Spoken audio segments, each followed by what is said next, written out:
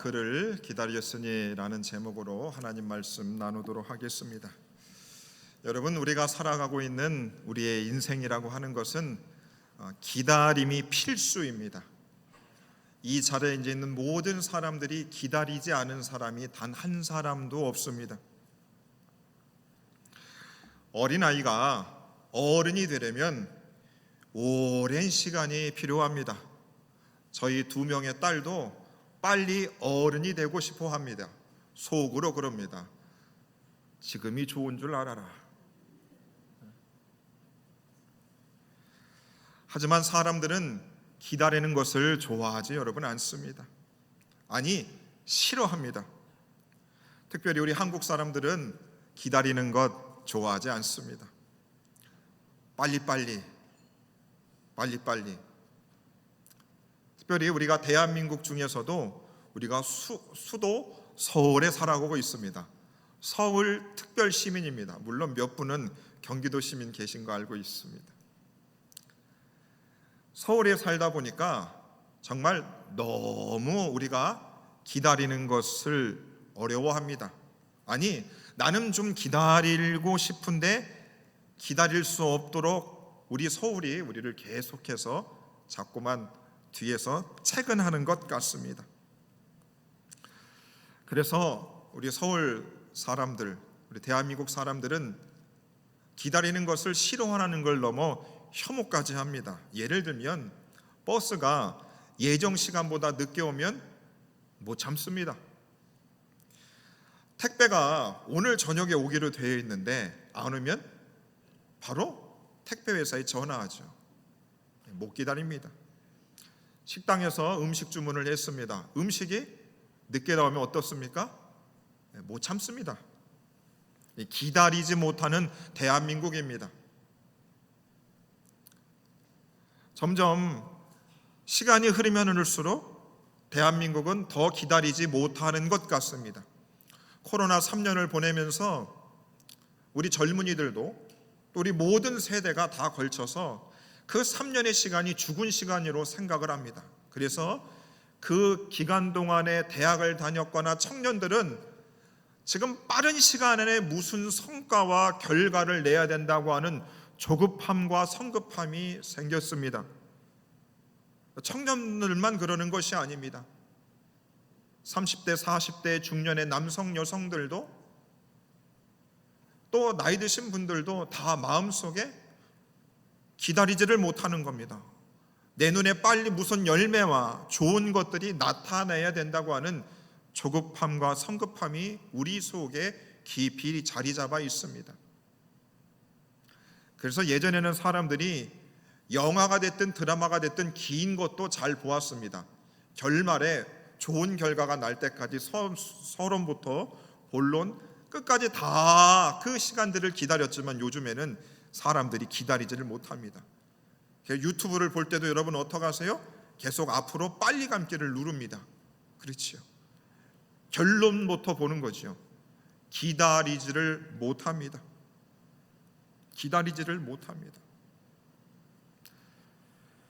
네, 여러분, 우리가 인생의 많은 부분에서 내가 기다리지 못해서 일을 그르친 경우들이 제법 많이 있습니다. 조금만 더 기다렸으면 됐을 것. 그 후회되는 마음들이 우리 속에 다 있습니다. 그래서 기독교 서적 중에 이런 책이 2015년도에 출판됐습니다. 책의 제목이 이렇습니다. 가장 힘든 일, 기다림이라고 하는 책이 출판이 됐습니다. 여러분, 이 책의 제목이 참 기가 막히지 않습니까? 참 잘 지은 것 같지 않습니까? 가장 힘든 일이 뭐라고요? 기다리는 것입니다. 여러분, 제가 충청도라고 기다리는 걸 잘할 거라고 여러분 생각하시면 오해입니다. 성격이 급합니다. 참지를 잘 못합니다. 1년 지내보니까 여러분 그렇게 보이시죠? 느립니까? 잘 기다리는 사람 같습니까? 안 그렇습니다. 저도 조급하고 성급합니다. 저도 서울 사람이 됐거든요. 이제 못 기다립니다. 그래서 어떻게 보면 가장 힘든 일이 다른 것이 아니고 정말 기다리는 일입니다. 근데 그 책에 하단부에 이런 문장이 있었습니다. 마지막에 항상 무너져요. 조금만 더 기다렸으면 되는데. 그래서 그 책은 한마디로 한 문장으로 이런 결론을 가지고 있습니다. 끝까지 견디는 자가 하나님의 때를 놓치지 않는다. 끝까지 견디는 자에게 하나님께서 그를 도와주시고 그의 인생의 길을 펼쳐주신다. 그래서 기다려야 된다라는 것이 그 책의 결론이었습니다. 그런데 여러분, 정말 이 책의 제목처럼 여러분, 기다리는 일은 정말 어려운 일입니다. 정말 어려운 일이에요. 기다리는 일은 너무 어렵습니다. 저도 대학 입시도 했고 또 신학교에 가서 또 목사 안수를 받고 또 우리 교회 지원을 했을 때도 그 이제 청빙위원회에서 언제까지 기다리십시오 답을 줄 겁니다. 이게 기다리지를 못하는 겁니다. 언제나 연락을 올래나 기다려야 되는데. 자, 그래서 어떤 사람이 인터넷에 글을 올렸습니다. 이 문장이 참 저한테 와닿았습니다. 그 문장이 이러합니다. 보여주십시오. 기다린다는 거 쉬워 보이지? 그거 정말 아무나 못하는 거야. 기다리는 거 쉬워 보이지? 그거 정말 아무나 못하는 거야. 여러분, 이 문장이 정말 우리의 가슴에 와닿지 않습니까? 내가 조금만 기다려줬으면 내 자식한테 상처를 안 줬을 텐데, 내가 조금만 더 기다렸으면 참 그 사람과 계속 같이 갈 수 있었을 텐데, 내가 조금만 더 기다렸으면 참 좋았을 텐데 라고 하는 마음이 우리 속에 다 있습니다. 기다린다는 것, 그거 정말 아무나 하는 것이 아닙니다. 아무나 하는 일이 아닙니다. 저와 여러분들이 왜 예수님을 사랑하고 그분을 존경하겠습니까? 예수님은 가장 극한의 어려움이었던 십자가를 견디셨던 분이죠. 그 고통을 끝까지 다 몸소 받으신 분입니다. 기다리신 분이시죠. 그러면 여러분, 우리 인생에 우리가 사실 하나님 앞에 나와 기도할 때도 하나님 내 기도 빨리 들어주세요, 나는 못 기다립니다, 우리 그런 기도할 때 참 많습니다. 그러면 하나님이 그러죠. 얘야 기다려라. 왜 응답 안 해줘? 아니 기다려라, 이렇게 말씀하는 겁니다. 그러면 왜 우리 인생에 기다림이 필수적인 요소가 되었는가? 그것은 전도서 3장 11절에 이렇게 말씀합니다. 하나님이 모든 것을 지으시되 때를 따라 아름답게 하셨고 하나님이 하시는 이 일의 시종을 사람으로 측량할 수 없게 하셨다 그럽니다. 여러분 나름대로의 인생의 시간표가 다 있으실 것입니다. 계획표가 다 있으실 것이에요. 그 계획한 시간보다 늦어지면 마음이 조급해지는 것입니다. 그런데 하나님은 모든 것을 지으셨고 아름다운 때를 하나님은 가지고 계십니다. 하나님은 저와 여러분들을 향해서 가장 아름답게 할 그 때와 시간들을 가지고 계십니다. 그런데 하나님이 가지고 계신 그 아름다운 때와 내가 가지고 있는 내 인생의 아름다운 때에 그 시간이 어긋나는 것입니다. 그러니까 우리가 자꾸 조급해지고 성급해지고 기다리지 못하는 겁니다. 여러분, 자식 때문에 속 터지시는 분 손 한번 들지 마세요.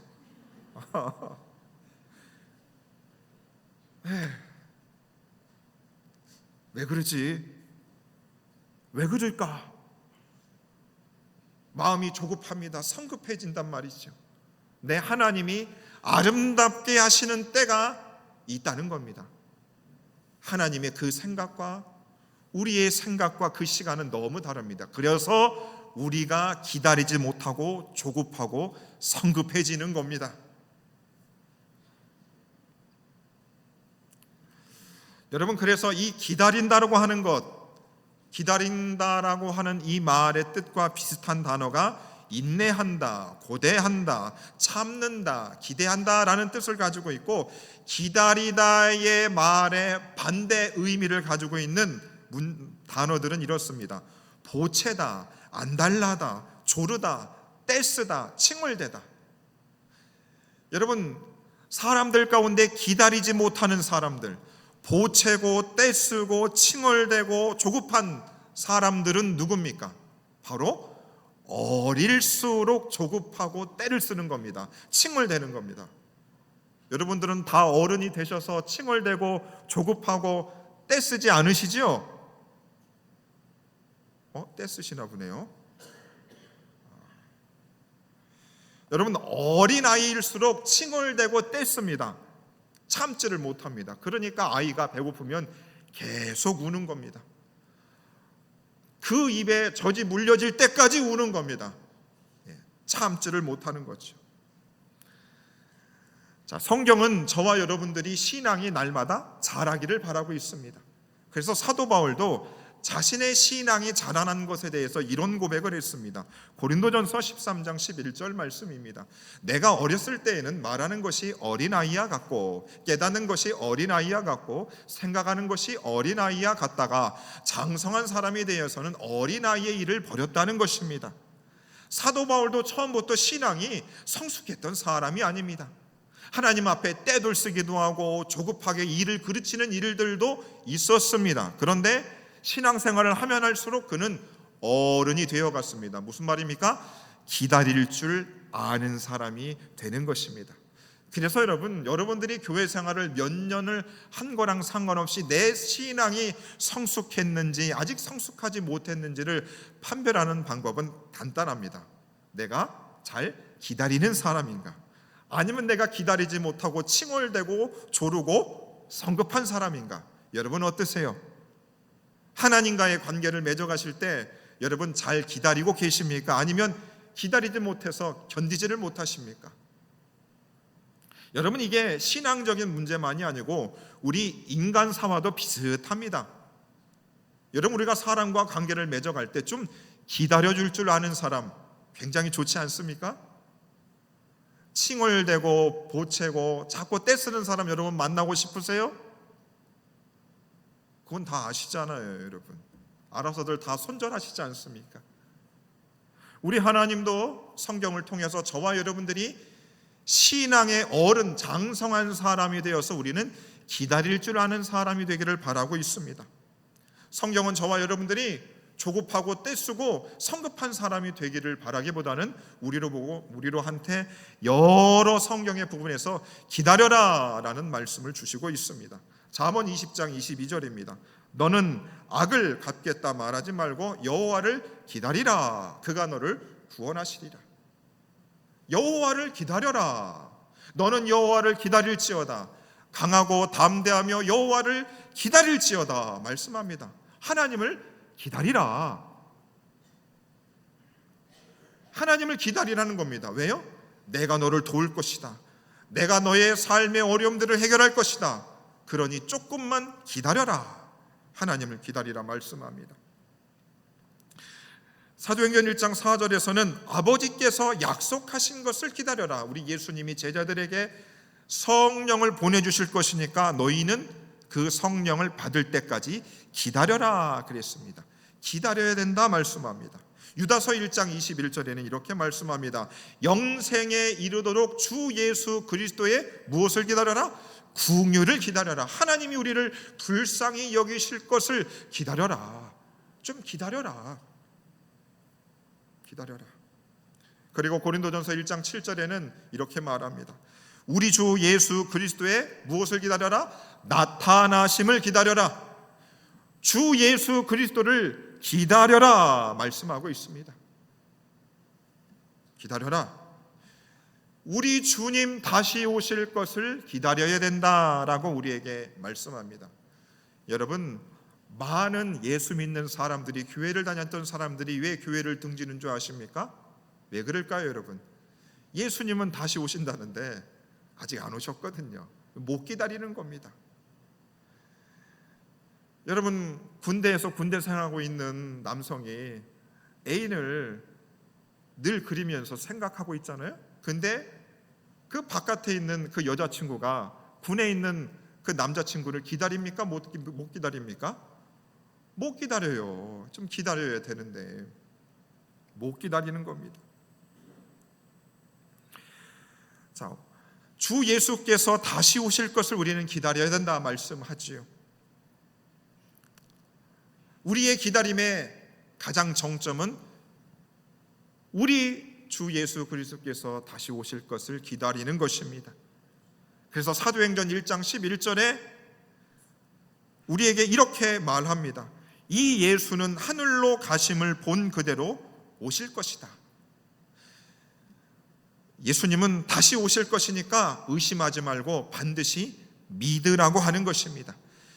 기다리는데 끝까지 기다려야 된다고 사도행전 1장 11절은 말하고 있습니다.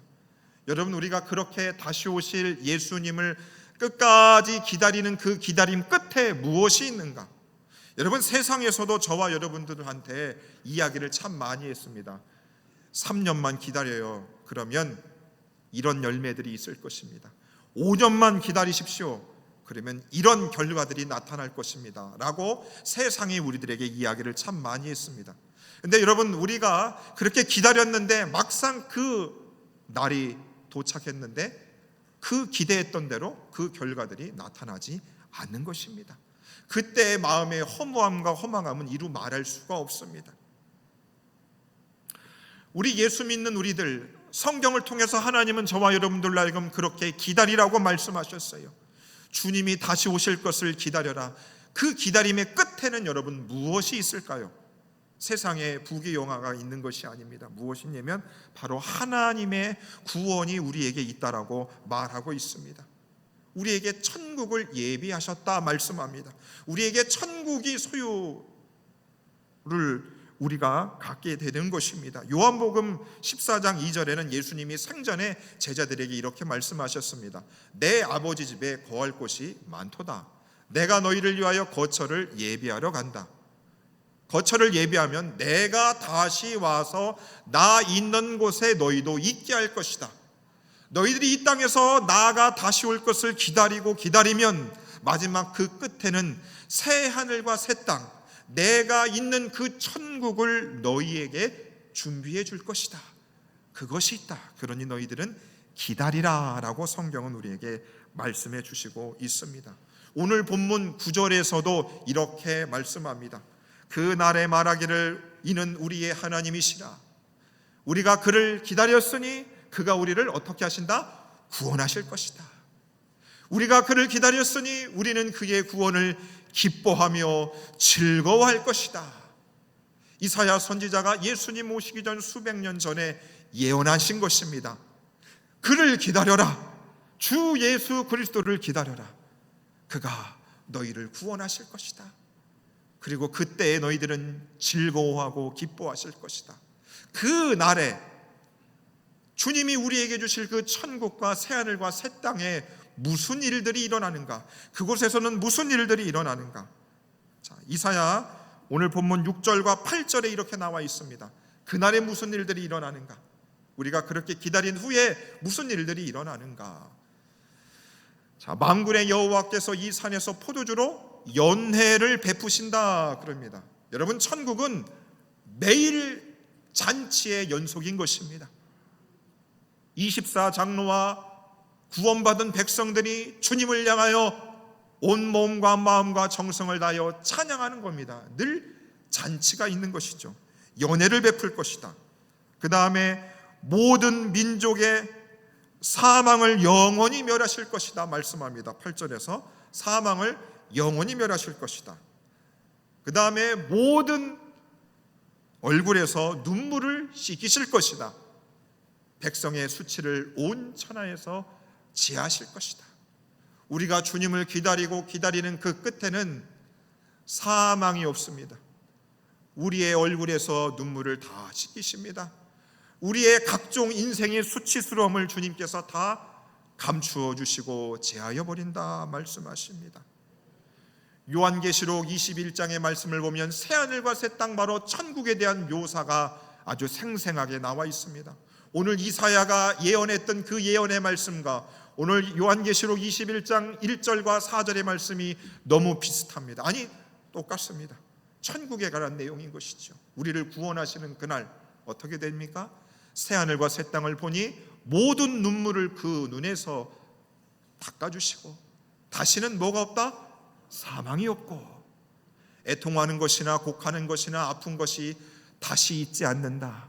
바로 이사야가 예언했던 우리를 구원하시는 그 날에 하나님이 연회를 베푸시고 우리로부터 사망을 멸하시며 우리의 모든 눈에서 흘리는 눈물을 제하시는 그 기다림 끝에 바로 그 영광스러운 때가 우리에게 올 것을 성경은 약속해 주시고 있다는 것입니다. 여러분, 오늘은 12월 1일입니다. 바로 대강절, 대림절, 강림절의 첫째 날이 되는 것입니다. 대림절은 무슨 날인가? 아기 예수님의 탄생을 기다리는 절기이며 다시 오실 예수님을 기대함으로 기뻐하는 절기가 바로 대림절입니다. 대강절입니다. 12월은 저 장사를 하는 세상 사람들의 달이 아니라 예수 그리스도의 탄생을 기다리는 사람들, 다시 오실 예수님을 기뻐하며 기다리는 예수님을 믿는 사람들의 달이 바로 성탄을 기다리는 12월이 우리들의 달인 것입니다. 그래서 여러분, 12월이 되면 우리들은 억지로라도 우리 마음속으로부터 어떻게 해요? 예수님의 탄생과 주님이 다시 오실 것을 우리 마음에서 상기시켜야 되는 것입니다. 이번 주 이제 12월이 된다고 생각하니까 제가 업무를 볼 때 찬양을 듣습니다. 이제 12월이 다가오니까 성탄 찬양을 틀어서 듣는데 여러분, 옛날처럼 감동이 없는 겁니다. 왜 그런가 봤더니 저도 이제 나름 아저씨가 된 겁니다. 매년 그걸 듣다 보니까 식상해지는 거죠. 익숙해지는 겁니다. 그러니까 예수님이 오시긴 오시겠지, 이 마음에서 이 주님을 기다리는 마음이 막 생겨나지가 않는 겁니다. 그래서 많이 속상했습니다. 아, 내가 이렇게 때가 많이 탔나? 왜 주님의 오심을 설레임으로, 기쁨으로, 기대함으로 왜 내가 기다리지 못하는가? 많이 속상한 한 주간이었습니다. 여러분, 성경은 저와 여러분들로 하여금 그 누구보다도 바로 이 대림절, 예수님의 탄생과 그분이 다시 오실 그 날을 기다리는 사람들이 되어야 됨을 말하고 있습니다. 여러분, 많은 분들이 그런 얘기 많이 합니다. 목사님, 나는 죽을 날만을 기다려요. 그 말을 입 밖으로 내시는 분도 있고 속으로 그 말을 많이 하시는 분들이 있습니다. 기대감이 없는 거죠. 기다릴 게 없는 겁니다. 여러분, 일확천금을 기대하겠습니까? 내 인생이 잘 되는 날을 여러분 기대하겠습니까? 그 기대를 하고 있지만 마음속에는 정말로 어려움들이 많이들 있습니다. 예수 믿는 저와 여러분들에게도 우리 인생에 여러분 무엇을 기다릴 수 있고 기대할 수 있겠습니까? 여러분, 저에게도 제가 목회 활동을 하면서 무엇을 여러분 기다릴 수 있겠습니까? 무엇을 제가 기대할 수 있겠습니까? 아무리 생각해도 다시 오실 그 예수님, 나를 구원하실 그 예수님의 다시 오실 날을 기다리는 것, 그것밖에는 여러분 없는 겁니다. 제 자녀가 공부를 잘해서 좋은 대학을 가고 또 사위를 데리고 와서 손자 손녀를 보여주면 좋겠지요. 우리 교회가 부흥이 돼서 제가 조금 유명해지는 목사가 되면 뭐 그것도 좋을 수 있겠습니다. 근데 그것보다도 우리 예수 믿는 우리 모두에게 있어서, 저에게 있어서 우리 인생에 정말로 인생에 남은 시간 기다릴 수 있는 것은 바로 주 예수 그리스도가 다시 오실 것을 기다리는 것, 그것을 우리가 긍정하고 기대함으로 기다려야 한다는 겁니다. 그 마음이 우리 마음에 없으면 여러분 사는 게 그저 그렇습니다. 그저 그래요. 뻔한 겁니다. 목사님이 놀지를 않아봐서 몰라. 놀 곳이 얼마나 많은데. 아니요, 안 놀아봐도 대충은 알 것 같습니다. 주 예수 그리스도를 기다리는 마음이 우리 가운데 가득해야, 그래야 여러분 우리 인생을 기쁨으로 살아갈 수 있는 것입니다. 그런데 여러분, 주님을 기다리는 일은 쉬운 일이 아닙니다. 주님을 기다리는 일은 결코 쉽지가 않습니다. 시편 25편 5절에 보면 이런 말씀이 있습니다. 주의 진리로 나를 지도하시고 교훈하소서. 주는 내 구원의 하나님이시니 내가 종일 주를 기다리겠습니다. 무슨 말인지 아십니까? 이 말씀이 내가 기쁨으로 기다리겠다는 말이 아니고 뭐예요? 우리가 세상살이 믿음을 가지고 살아가면 세상은 그럽니다. 예수님이 언제 온다고 기다리지 마. 너 계속 기다려봐도 안 되잖아. 기다리지 말라니까. 그러니까 주의 말씀으로 나를 인도해 주십시오. 가르쳐 주십시오. 내가 종일 주님을 기다리겠습니다. 다짐의 말씀인 것입니다. 이사야 8장 17절에는 이런 말씀이 있습니다. 얼굴을 가리시는 여호와를 나는 기다리며. 여러분, 우리가 예수 믿지만 항상 주님이 우리 눈앞에 보이지 않습니다. 우리가 삶을 살아가는 지금 2024년도 우리의 삶의 현실은 주님이 생생하게 우리 삶의 곁에서 힘을 주시고 인생이 잘 되고 기도의 응답이 일어나는 그런 인생이 아닌 것입니다. 하나님이 얼굴을 가린 듯한 그런 시간들을 보내시는 분들도 있습니다. 그런데 어떻게 하겠다고요? 얼굴을 가리시는 하나님을 나는 기다리겠다는 것입니다. 뭐가 잘 돼서 기다린다는 것이 아닙니다. 주님이 얼굴을 가리셔서 내가 주님을 볼 수 없는 그 속에서도 나는 기다리겠다는 겁니다. 여러분, 주님이 얼굴을 가리신 분들이 있습니다. 그렇죠?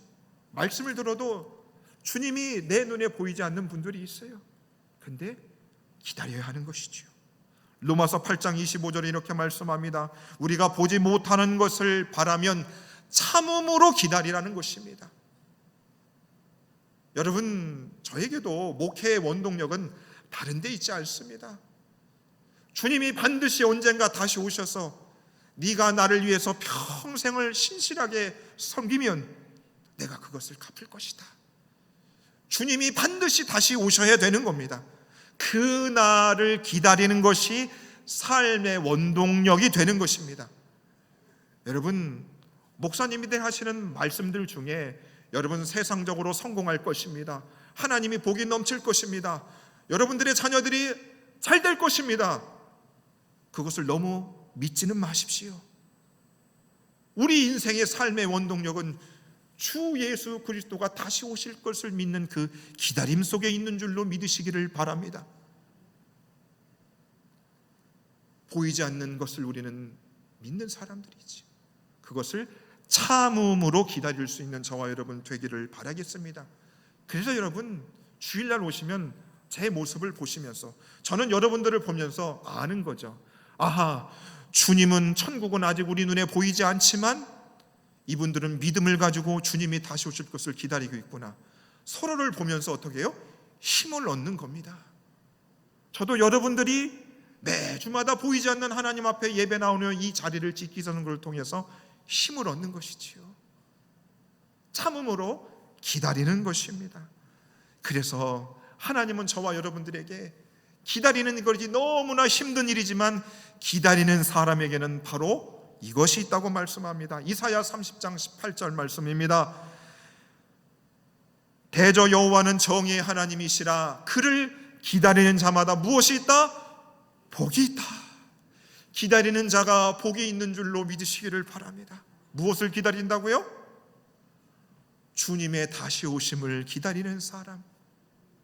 그 사람은 복이 있는 사람인 줄로 믿으시기를 바랍니다. 사랑하는 여러분, 하박국 2장 3절에는 이런 말씀이 있습니다. 비록 더딜지라도 기다리라. 지체되지 않고 반드시 응할 것이다. 그럽니다. 여러분들이 신앙생활을 통하여 수많은 말씀들을 들으셨어요. 그리고 하나님이 여러분들에게 주신 말씀의 구절들이 있습니다. 그 말씀들은 비록 더딜지라도 지체되지 않고 반드시 응할 줄로 이루실 줄로 믿으시기를 바랍니다. 말씀을 마음에서 여러분 버리지 마십시오. 반드시 하나님이 여러분들에게 주신 말씀들은 이루어질 것입니다. 이루어질 것이에요. 오늘 말씀의 제목이 우리가 그를 기다렸으니입니다. 여러분, 세상 사람 누구를 우리가 기다리겠습니까? 기다릴 거 아무것도 없습니다. 금을 기다리겠어요? 은을 기다리겠습니까? 기다릴 것 아무것도 없습니다. 여러분, 우리 인생에 다시 오실 그 주님을 기다림, 사망도 없고 영생이 있는 곳, 우리의 모든 눈물을 씻어주시고 고통과 슬픔과 아픔이 없는 그곳을 기다리는 거죠. 그 분을 기다리며 그 곳을 기다리며 그 날을 기다리는 사람들입니다. 여러분, 성경의 많은 믿음의 사람들은 바로 기다렸던 사람들입니다.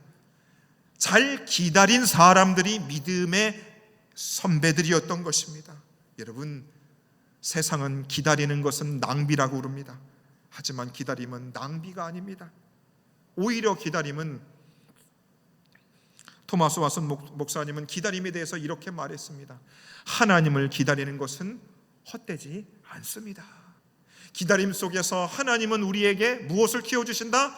믿음을 키워주시고 우리를 위해 은혜를 예비하여 주시는 것입니다.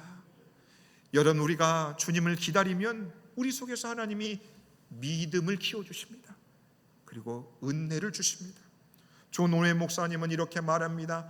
하나님을 기다리는 자들은 약속의 성취뿐만 아니라 더 큰 믿음의 기쁨을 얻게 된다고 말하고 있습니다. 사랑하는 에덴의 모든 성도님들이요, 우리의 남은 생에 무엇을 기다리겠습니까? 여러분, 믿음 생활하시면서 다시 오실 주님을 우리가 온전함으로, 참음으로, 기뻐함으로, 기대함으로 기다릴 수 있는 에덴의 온 가족들 다 되기를 바라겠습니다.